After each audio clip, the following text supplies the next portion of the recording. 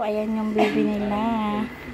Ang ating baby. Good morning, baby. Ayan yung baby ng April 22. Gusto niya ay April 23. Ayan. Ang pangalan ng baby niya ay Kylie Jazari. Ayan. Pinanganak si baby ng 12:45 AM. Baby girl. Ayan, ang laki-laki ng baby. 3.6 kilos ang baby mo, ma'am. Ayan, super cute.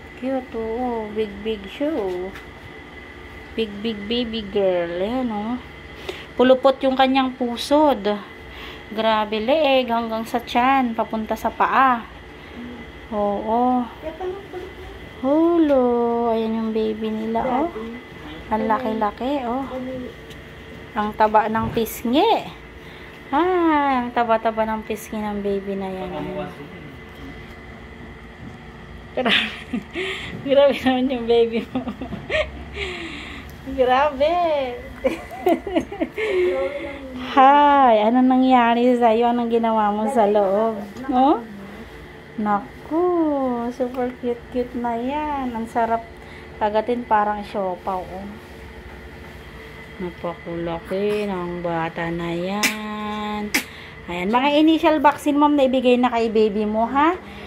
So, yung vitamin K, Hepa B, tsaka eye ointment sa mata, and BCG po, ma'am, no? Ang newborn screening na lang po ang wala kasi binibigay yun after 24 to 72 hours po ni baby, no? Ayan, ito naman si mami. Hi, ma'am. Kumusta? Ayan, ngiting tagumpay na si ma'am kasi nakaraos na siya. Okay ka lang, ma'am? Walang tumatagas?